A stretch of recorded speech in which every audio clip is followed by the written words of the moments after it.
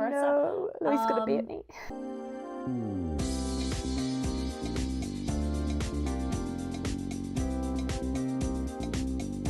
What's happening, everyone? And welcome to The Substance of Style with me, Niamh Cunningham, and the lovely Louise Vance. And this week we are going to be tackling London Fashion Week. We have many different designers that we actually quite enjoyed. We didn't really know what to expect from London Fashion Week. I was pleasantly surprised. What about yourself? I think when I think of London Fashion Week, it's always primarily about creativity. Yeah. So New York, as we were discussing in the last podcast, it's very commercial based, and for that reason it can tend to be very safe, whereas when I think of London Fashion Week, I think of it being the complete juxtaposition of that. It is all about artistic expression and creativity and emerging talent and kind of thinking outside the box, and it's not necessarily about what's going to be commercially acceptable or saleable. It's about a real kind of artistic expression, and also using clothes as a political statement, which we've really seen this season. Yeah, very God, strong. The Vivienne Westwood show, like, we are going to discuss it, but it was just like whoa, really made you think about it.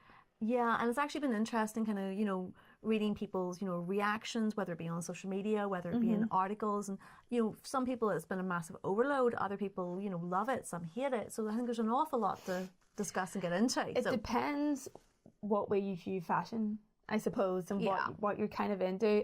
We will dissect it and we will discuss it. Yeah, so hopefully plenty to kind of get our teeth into. Yeah.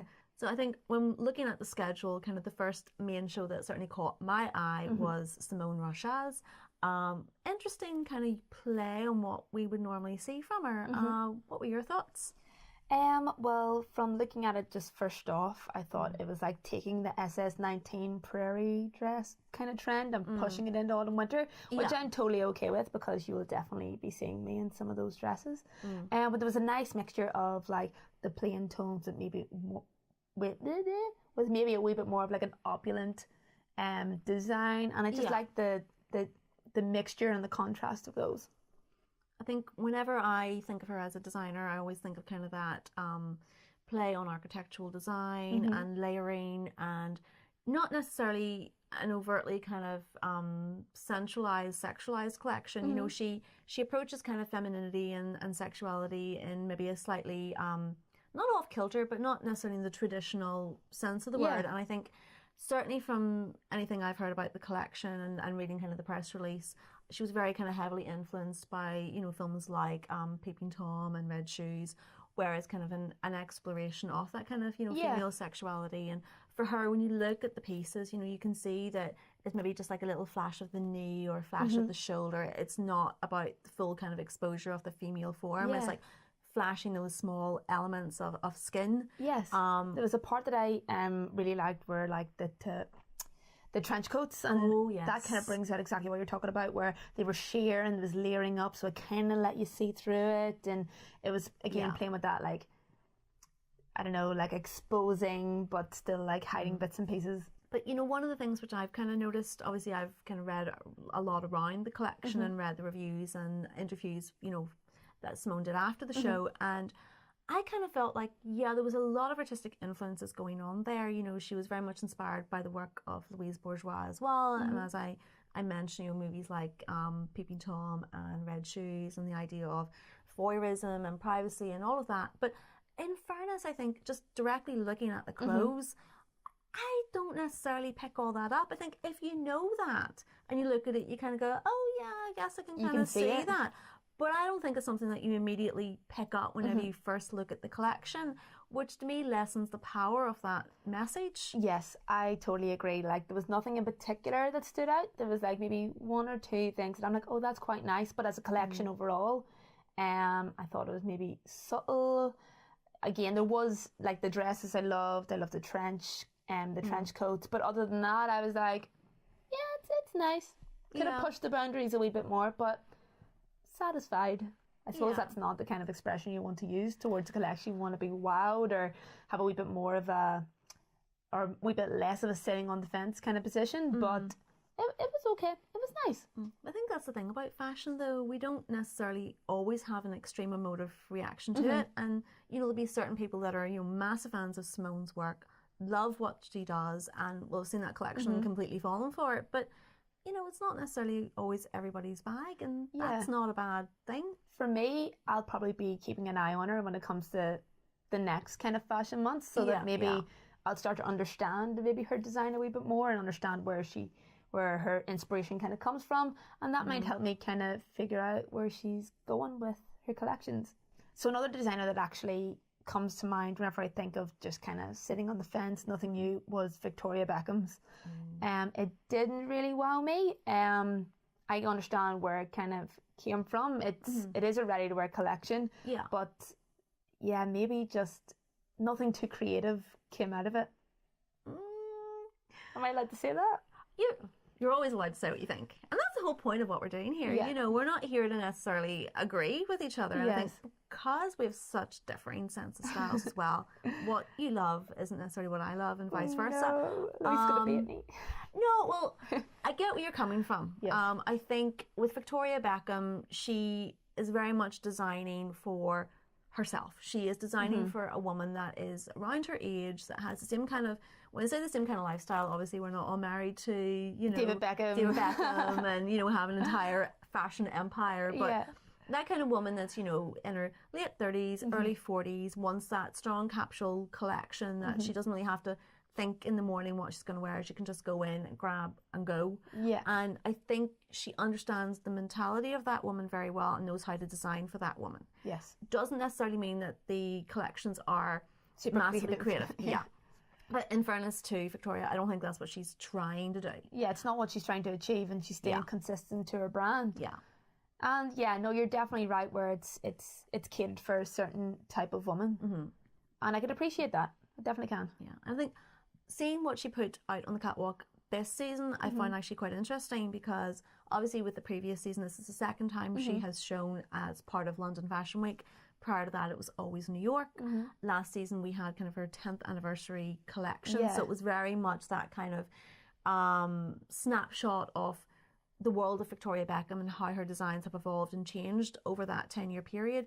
This season, I kind of saw a slight return back to sharper tailoring. 'Cause Yes. those first kind of couple of years in the brand, it was very much the dresses that I loved to wear. It was that very tight bodycon, very simple cuts, Yeah. but very, very I'm just beautifully getting the executed. images in my head now, and it's just like a major throwback. Yeah, and I loved those dresses. Like, I was completely obsessed by them. Yeah. Because obviously it was kind of a continuation on of what we'd seen from Roland Mouret, and that was the style that she was very into herself, that she was wearing at the time, and that was reflective through what she was putting on the catwalk. And I think as her style has evolved, so has her collections. Yes. But with this one, I kind of felt like it was a combination of those kind of looser silhouettes, but in a slightly more tailored way than we've seen in previous seasons, which I was really pleased to see.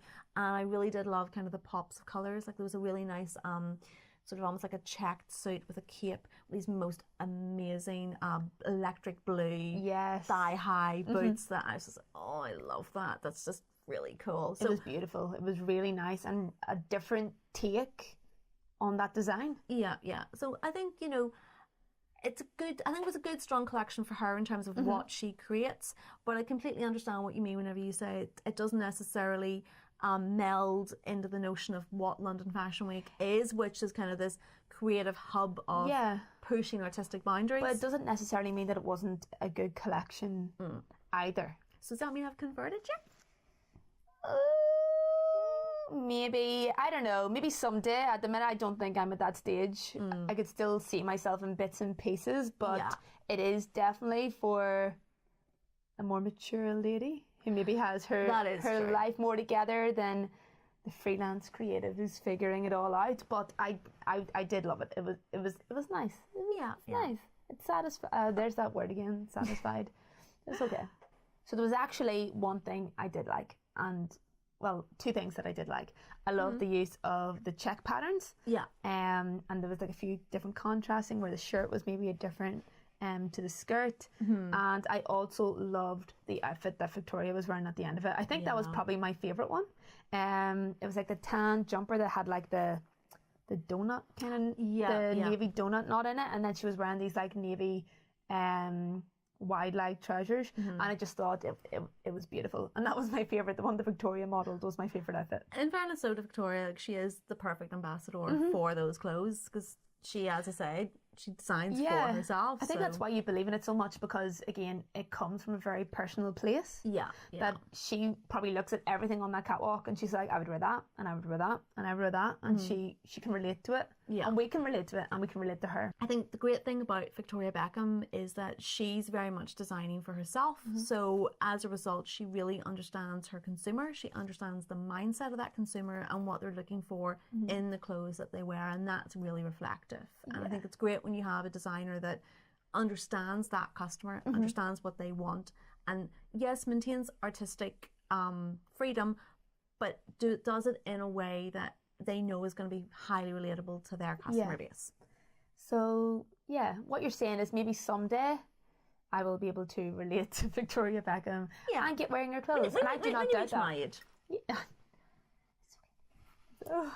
Yeah, console her. It's okay. It's okay, Louise. I'm getting old. So obviously with Victoria's collection, we talked a lot about kind of the consumer side of things and sort of, really getting into that mindset of the consumer. I think that's something that's very evident with J.W. Anderson's collection. The difference that I think of when I think of J.W. is that even though he has a very clear vision of what's going to work from a commercial perspective, he never loses creativity. Yes. What makes his show so interesting and so special. Well, for me, it was a very pleasant surprise because some of the shows kind of lose their artistry. And I know last week we spoke about Marc Jacobs, and it was very arty, kind of all sort of thing going on. But I think J.W. Anderson just had the right balance of artistic creativity. You can see it was a wee bit different. You can see where his inspiration came from, but still was giving us what we wanted, giving us like the fashion that we wanted to watch his show for. Yeah. Well, one of the things I love whenever you kind of look back throughout his career and his background is he started off, in visual merchandising. He worked in Prada and really kind of learned from the ground up. He got that grounding of, what works visually for the consumer, what works for the brand, real understanding of brand identity and the building of that. So I kind of feel as a designer, there's some designers that it's very much about the artistic side of things, and they need a team around them to kind of temper that. Yeah. Whereas with JW, he has the business acumen, but also the kind of geek out artistry. Yeah. He loves art. He is very, very creative, but yet has that business acumen to create a collection that has that perfect balance between clothes that are going to sell and clothes that women are going to want to wear, but equally clothes that kind of, tackle silhouettes and designs in a slightly new, different, creative and innovative way that means that you're wearing something that feels new, it feels fresh, it feels modern, it feels different. And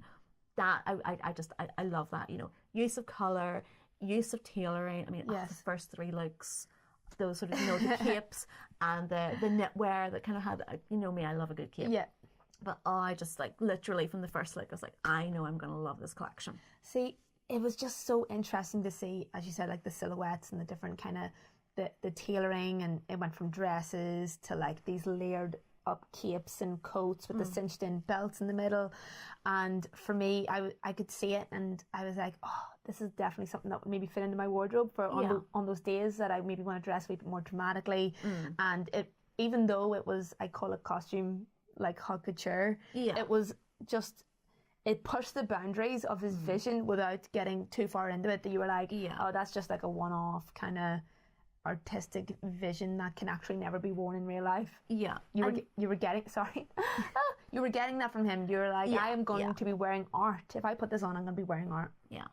And certainly if you have the chance to watch the catwalk video, which hopefully we should have linked in the description box down below. Check it out. Definitely I would recommend checking that one out in particular, because the magic of so many of those clothes was actually in the fluidity of the fabric and the way that they moved and flowed as those models walked. And as great as it is to kind of have that catwalk imagery, from a photographic standpoint, I don't really think it did the collection justice, because you don't get that feel of the fluidity and the movement and how JW creates silhouettes that look relatively simple, but when you see the movement of how that fabric flows and sits on the body, it's actually very complex to get it to do that. And certainly some of the looks which I really liked personally, wouldn't necessarily wear them, but actually really loved them.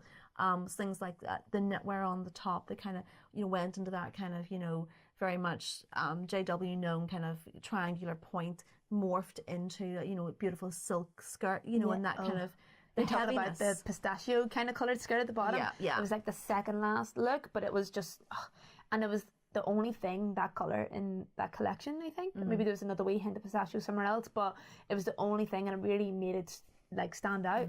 The heaviness of that knit juxtaposed with the delicateness of the silk, it was really, really pretty. Something that it sounds very simple but very, very effective. You know, I think as well there was some of the other sort of shift dresses where he almost had like tulle wrapped through like a running stitch around the bottom and the necklines, and like that in itself was really interesting, and you know, a different take like on the tulle like on the shoes, and which again on the video of the actual show looks so good again. It was insane. Like it felt very peaceful. Like it was set it was set in a Japanese sand garden, and it just felt everything between the movement of the material and had the models walking and the layering up of everything. It just felt kind of like serene, kind of magical in a way. Very much so. And I know that in terms of creating that sand, it was a beautiful, apparently beautiful plush kind of thick carpet, which again, you know, silence as the models kind of walking through it, you know, very, very peaceful, serene. And also with the concept of the Japanese rock garden, where no matter where you're kind of standing within that garden, you can only see so much of the stones, you can't see everything. And I kind of felt it was the same with a lot of the pieces in the catwalk, you know, depending on which vantage point you were looking at it, you were getting something different every time. So what you were seeing straight on, front on, wasn't necessarily what you were getting from the side or from the back. And it's that kind of exploration of those extra details as the model moved around the room, because instead of doing that kind of traditional up, down, straight catwalk, they walked around the room. And I loved that idea as well. I think that worked really, really well. I love how we're going into like all these other things that made the show so amazing that isn't even the clothes. And that's why, again, we love J.W. Anderson's show, because it was so creative, and it did push the boundaries of what London Fashion Week is actually about. It's about the creativity and the artistry of it, really.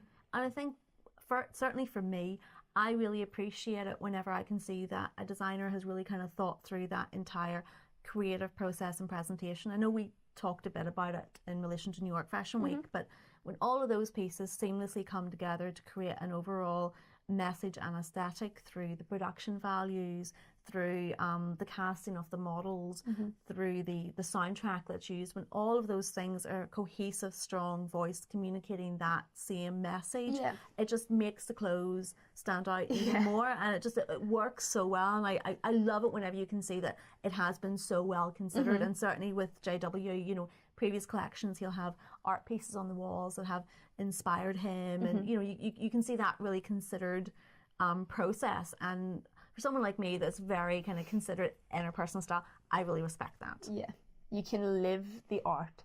That's why fashion shows are so important, that it's not just about the photos or like, it's not even just about the clothes, it's the whole aspect of everything being put together that really makes it special. That's why we love Fashion Month. Last week, whenever we were talking about New York Fashion Week, we went into our highs and lows, and I'm going to be honest, based on what we've been saying on our WhatsApps, I think it's pretty obvious which one we both completely went crazy, mental, excited for, and that was Burberry. Whoa. Like, pleasantly surprised. And at the same time, not surprised, because obviously it's such a powerhouse when it comes to fashion. But just the display that they put together and the amount of looks that they put together, it was just, it was an amazing show. It just covered all the bases for me. I was a massive fan of Riccardo whenever he was designing for Givenchy, and obviously, like, you know, Burberry had been led so strongly by Christopher Bailey. It was kind of interesting to see what direction Riccardo was going to take. I think last season was kind of just him putting his sort of feet in the water and kind of just establishing himself. This collection was him completely running with it, knew exactly what he wanted to do, and oh my word, it was just everything about that show. The staging, the production, the music, the juxtaposition of the street style and the tailoring. I literally was, it was fabulous. And I'm excited she's getting over this. But it was honestly amazing. And it's funny how last week we spoke about Michael Kors, where they picked the theme and they went with it, and they just completely and absolutely just, that was all they did. And to be honest, it's funny how Burberry picked a topic or a theme and they went with it, but in a completely different, more innovative way than just like what you would generally think. Like, they didn't stick to the same thing. Basically, they changed it up, and it really, really worked. It worked. It wasn't in any way like tacky or, oh, they really kind of, you know, they tried something and it didn't work. They just, it was amazing. It was awesome. They just covered all their bases. Yeah. You could tell that it was something that, you know, as a brand and, you know, as the you know, as the creative director, you could see that, you know, Ricardo really had that strong ideal and belief that he wanted to put across, but it was done in a really clever, smart, artistic way. It was still done in the way of like the Burberry brand. That's what I thought was so clever. Like, they took the street style and the urban kind of setting and put their own touch to it. They didn't just take that bit of culture, they did it in the most Burberry way possible. Yeah, well, Burberry as a brand, I think it has a lot of juxtapositions in it. You know, it's one of those kind of old school English brands. So it has that English heritage, and certainly, you know, in terms of abroad, you know, in terms of the Asian market or the American market, it is very much seen as that kind of quintessentially English brand. So you've got the Burberry check, the Burberry Mac, that very kind of classic tailoring. But when you look at what was going on in the brand sort of the past 20 years, and certainly under the creative control of Christopher Bailey, it really took on that kind of streetwear aspect. And I think certainly in the UK in particular, we don't necessarily think of Burberry as being that sort of, you know, oh yes, you know, English, you know, Mac, and that's it. It does have a very strong street style, street influence. And with what Ricardo did this season, he took those two things and melded them so beautifully and perfectly together, whilst having a very strong political viewpoint running through the show as well. And I loved that it was all so cleverly put together and thought out. I know certainly even just from the design perspective, you loved so many of the clothes, as did I. I did love everything, and I love that the fact that like urban street style in London is such a big aspect of the culture. Oh, totally. But the tailoring and the luxurious, like the luxury of the designs at Burberry is like, I feel like they're two, to be honest, I feel like they're two completely different ends of the spectrum, because obviously you have people maybe with less money who are doing street style and urban and all that sort of thing, and then you have people with money, and I just thought the amalgamation of the two, like, it was really, really nice. It was really, they really thought about British culture and what is happening now, and it was very relevant. I feel like there was a lot of people that, again, wouldn't be into maybe like luxury or maybe designer gear, but what they've seen, they could really, really relate to it. And I love that whenever brands get off their high horse. I'm not saying that Burberry are on their high horse, but you know what I mean. It can be very pretentious, like brands in general can be very pretentious, and it's only seen by maybe a certain class of people wear it, but Burberry really brought it home, really brought it, like, I don't know, I feel like everyone would have loved it. It's that level of relatability. I think a lot of people wouldn't even think of looking to the luxury houses for fashion inspiration, because they do see them as luxury, they do see them as high end, and they don't see them as in any way relatable to how they want to dress and the process of what they want to communicate and evoke through what they wear. And what I really loved was just in terms of even the staging of the show, you know, you had two very, very different platforms.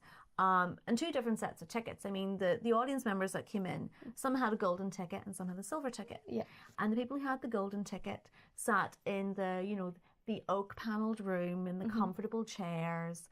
And the people with the silver tickets, who ironically enough were the likes of Nick Knight and Anna Wintour. So the kind of the fashion royalty, as opposed to being put into the golden ticket room, they were actually put into the silver ticket room.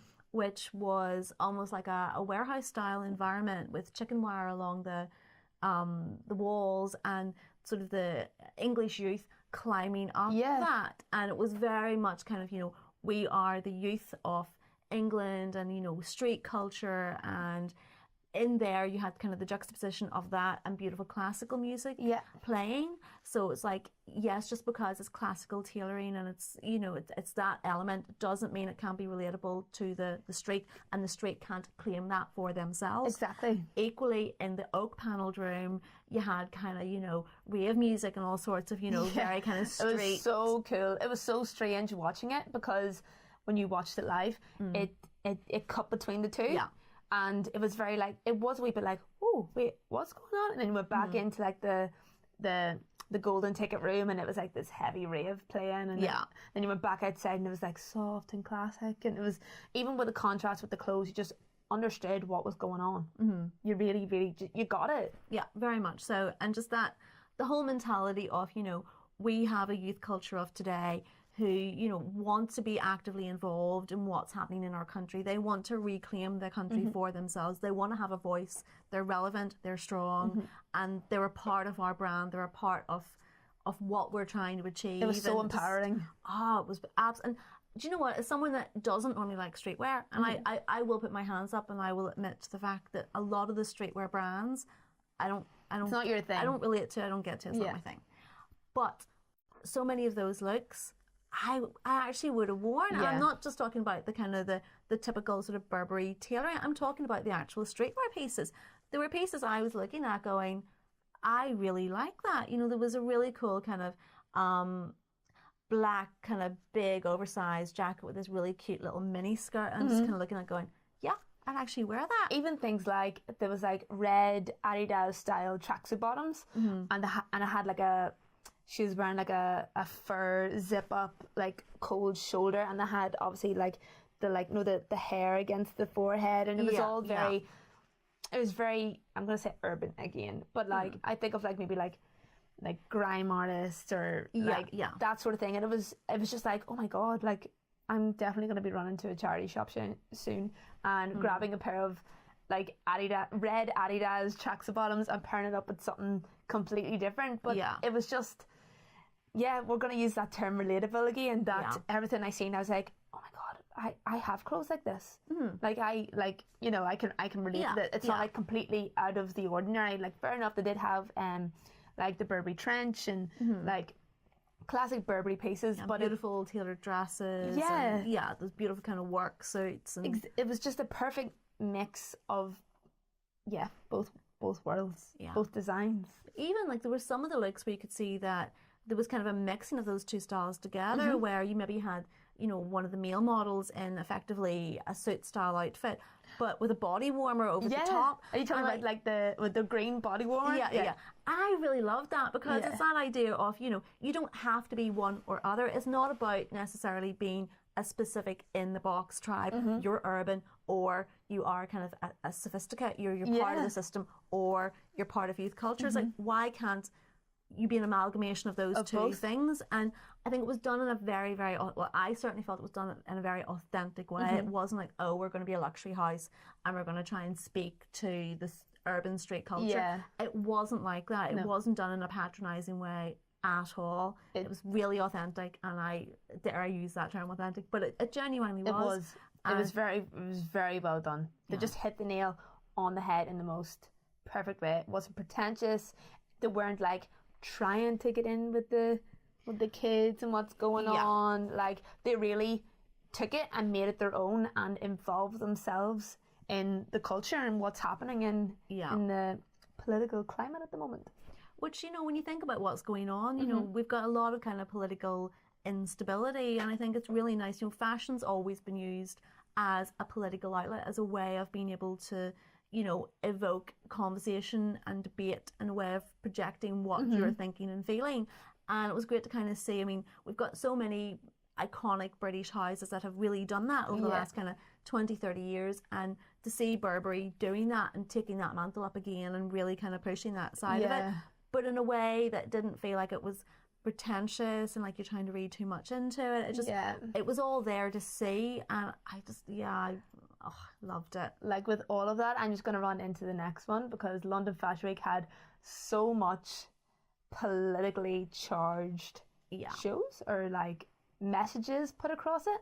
And we know kind of what we're probably going to tackle now in regards to political, like, so it kind of probably goes in nicely with Milo, what I thought. Milo too. And it pains me to say it because I have such high respect, but still, it's like, Vivienne Westwood, like, what was kind of going on there? And I don't mean, like, when it comes to those political messages and that sort of thing, maybe just because I'm not, again, like, super, like, strong involved in it, which is probably awful to say that because we should all be, but Vivienne Westwood's show, I felt was too much.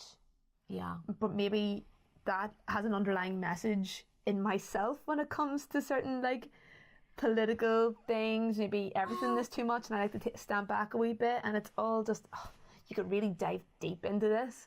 I think when you contrast what she was doing with her collection versus what we saw in Burburry, was that, you know, Ricardo had a few kind of, you know, strong messages that he wanted to communicate through.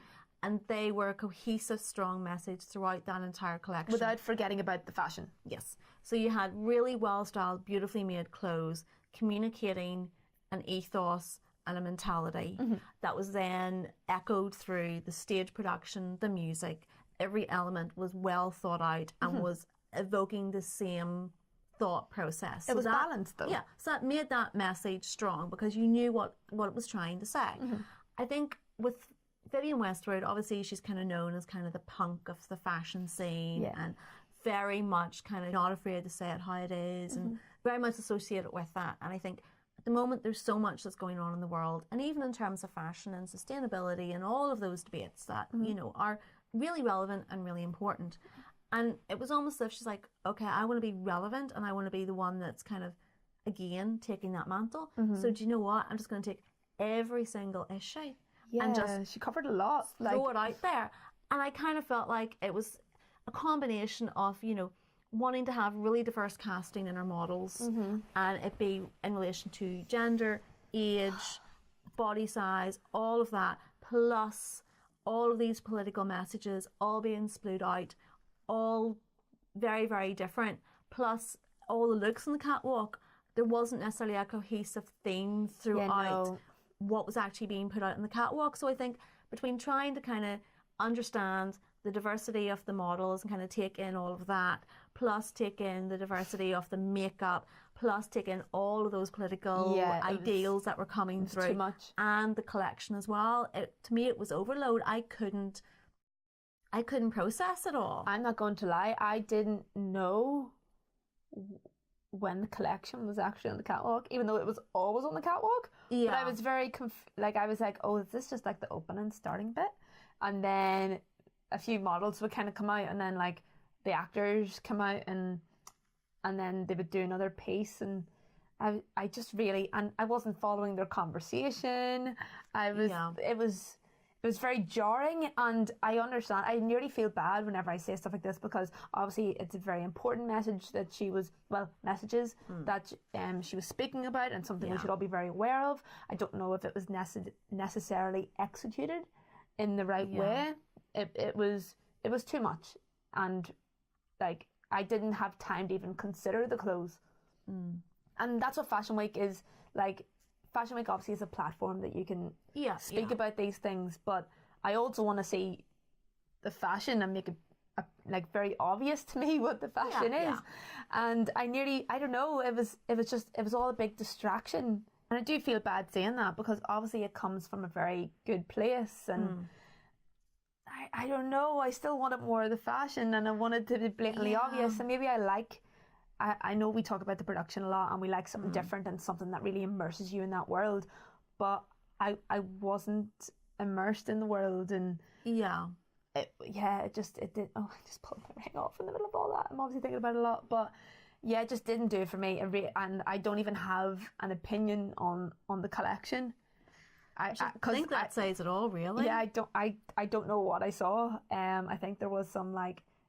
There was a nice suit the first guy was wearing. There was like some patterned. Oh, I remember one look, and it was like the really patterned unitard. Oh yes. And she's wearing like the pinstripe shirt over it. Yeah.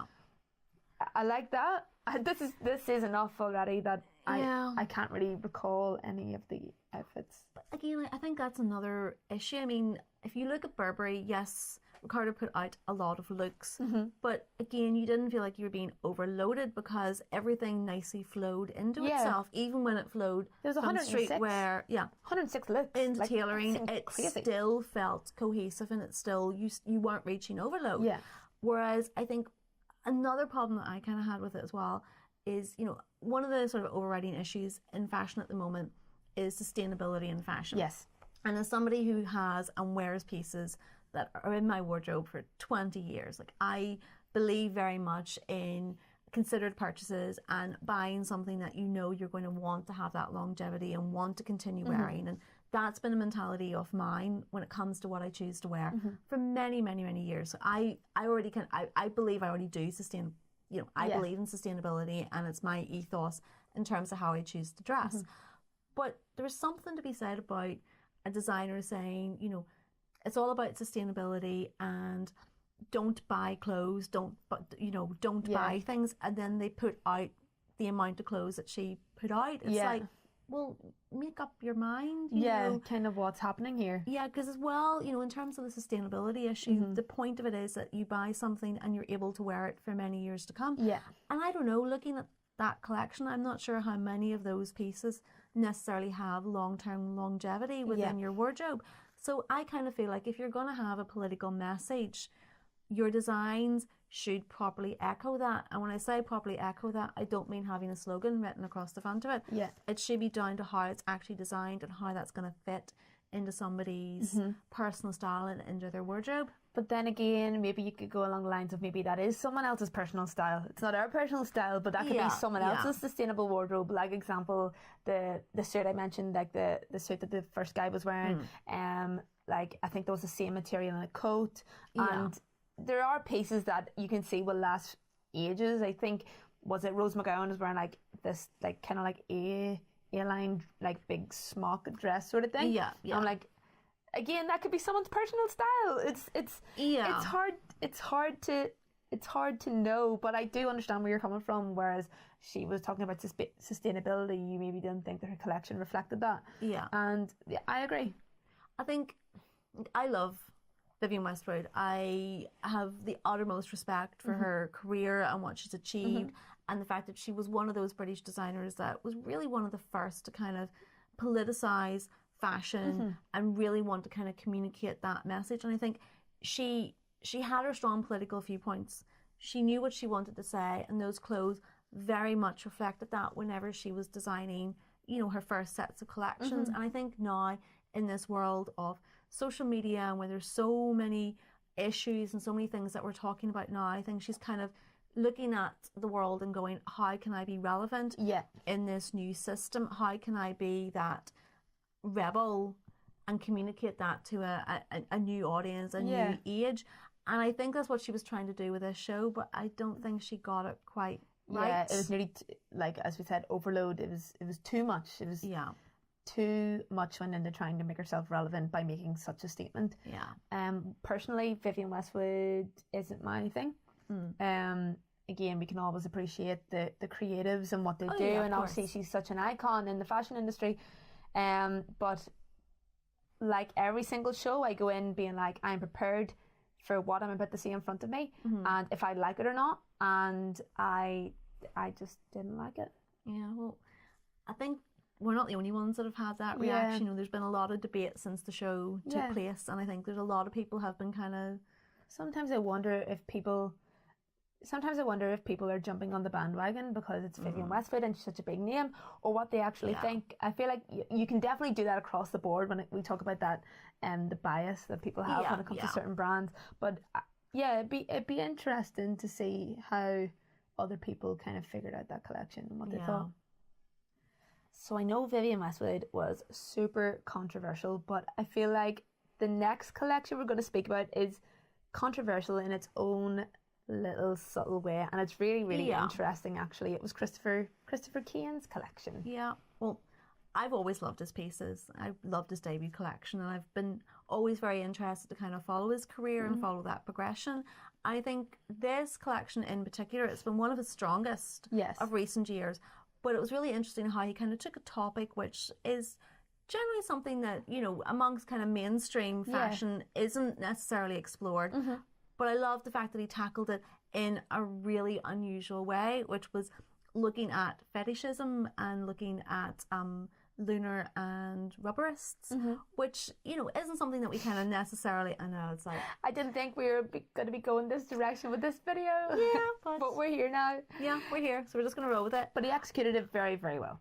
Very much so. It sounds a wee bit seedy, but if you actually seen the collection, and the link is below, it was beautiful. Beautiful collection. Well, that's the thing. It was taking something which I think we all kind of had that preconceived perception of what we think that, you know, fetishism is. And instead of kind of putting out a very predictable collection of, you know, head to toe rubber outfits and whatever else, he took elements of those themes and interwove them into very classically styled, beautifully tailored, gorgeous material and just very sort of high-end execution of design, but throwing in those little fetish like nods to nods. And yeah, I think it worked, and I think it worked really well. And it looked luxurious. Like you were getting, like, just because of the topic that it is, that what the models were wearing looked like really high-end pieces of clothing. And you think that, again, when it comes to fetishism and that sort of thing, that they'll be wearing very little clothes, or there'll be masks, or they'll be, I don't know, carrying like weird whip-shaped bags, or just really OTT, but it just wasn't like that at all. It was just so classic. The smartness of him as a designer, that just because he chooses to run with a theme doesn't mean that he has to kind of hit the audience over the head with it. And it's the understanding that as an audience and as a customer base, that Christopher Kane customer is intelligent enough to be able to decode without it kind of being too obvious or too obscure either. And I think he got that balance where you didn't feel like it was like, I don't understand where he's coming from with this. Yes. But equally... Wasn't oversaturated. Yeah, totally. And as a topic that isn't necessarily something that is part of mainstream culture, I think it was a really interesting way of incorporating that into a collection rather than doing it in an obvious way that would immediately polarize people's opinions and thoughts. I feel like we've spoken about that definitely across New York Fashion Week and London Fashion Week, because we spoke about Michael Kors, like they went for it with the 70s, and then we spoke about Burberry, and they had a perfect balance between the tailoring and the urban kind of street style sort of stuff. So it was refreshing to also see like someone picking a theme and running with it, but in the most like the little sidestep way, because it wasn't in your face. It wasn't like, this is what I'm doing, this is what you're saying. It was little things like the accessories or the trimmings or the embellishment, and it was those subtleties that made you really appreciate it more. It was very, very cleverly done. Well, as you say about the trimmings, you know, a perfect example of that was this amazing pink Duchess satin coat with these rubber panels on the elbows and so on amazing. The cuffs that were actually bolted onto the coat, as opposed to being sort of sewn into it and a part of it. It was almost felt as if they were an addition to it. They were added onto it. They were another element to something that was, you know, ladylike and beautifully finished and beautifully tailored in a very expensive fabric. And I really love that juxtaposition. Like they weren't the main, like it wasn't like a full coat with loads of studs over it, loads of bolts. It was just very, it paired up very, very well. And now when I even think of that coat, like it was a collarless, very feminine. It was that kind of shade of like a dust kind of powder pink. Yeah. And it was all very ladylike. It was as if like the model wearing it was like, I'm a lady with these little interesting kinks to add to my wardrobe or personality. It was interesting. Makes you smile thinking about it. It's just so funny. But it's that exploration of feminine sexuality, but not doing it in an overtly obvious manner. And I think in the past we've seen, you know, when it comes to sort of female sexuality, it's been maybe sort of very, very tight, very short bodycon dresses. Yeah, like it wasn't provocative or it's been full on kind of dare I say it, very in-your-face fetish-esque elements. But with Christopher Kane, he really took it in a very considered manner, and I really liked that and respected that, because you know, female sexuality is something that tends to be shied away from a lot in fashion, and I almost felt like this collection was kind of claiming it back and saying, you know, we can be empowered and still talk about these these things, and we can still keep our ladylike appearance and have, as I said, like the model with this vision, have their kinks or have that thing that makes them interesting, like just the different sides of people's personalities, and really push the boat out on that. Definitely one of the most memorable collections. Yeah.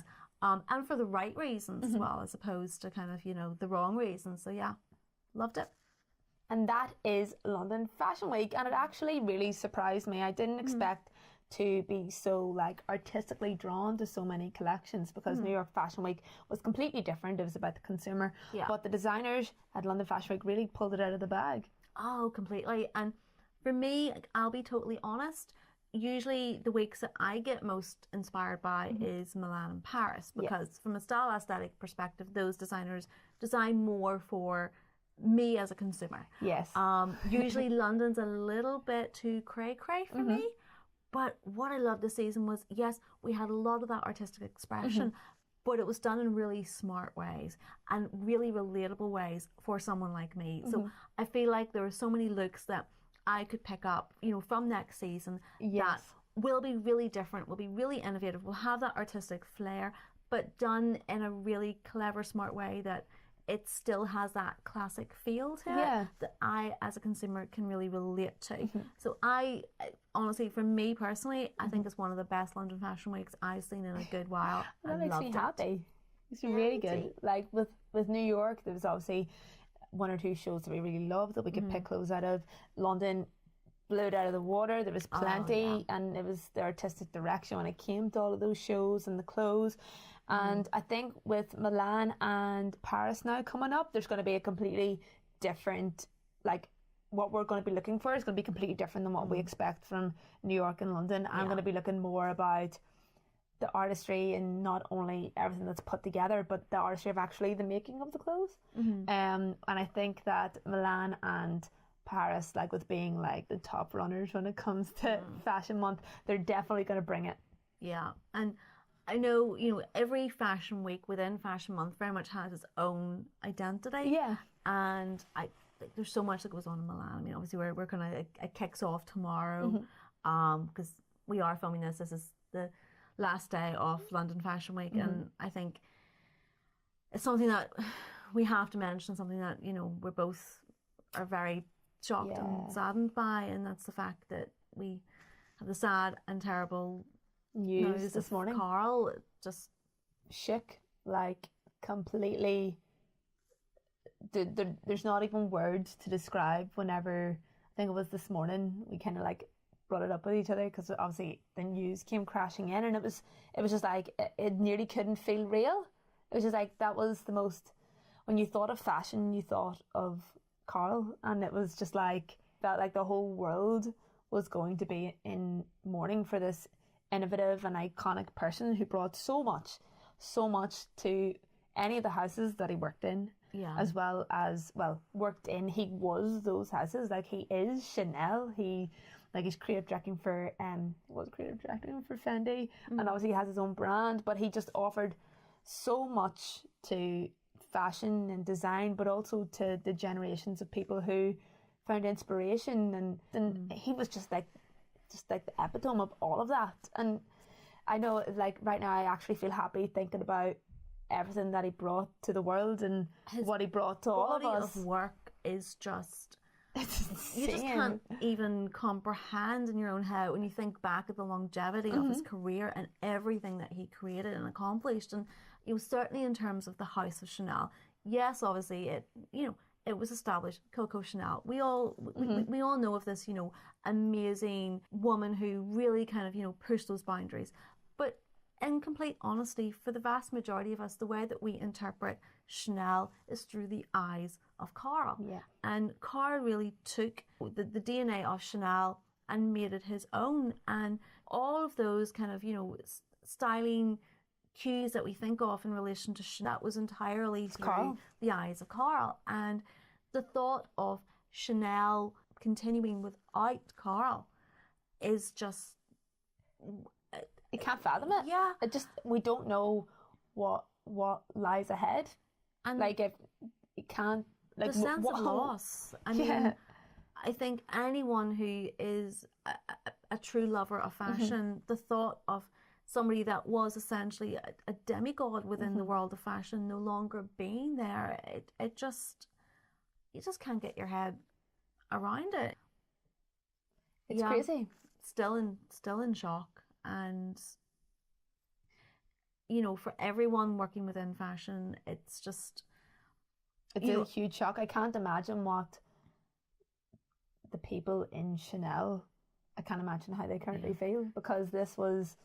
And Fendi as well. I mean, obviously going into Milan now, we do have the Fendi show, and that's going to be, certainly for me, I'm going to find it really difficult to watch that show, and really difficult to watch the Chanel show, knowing that these are his last collections that have his artistic touch to them.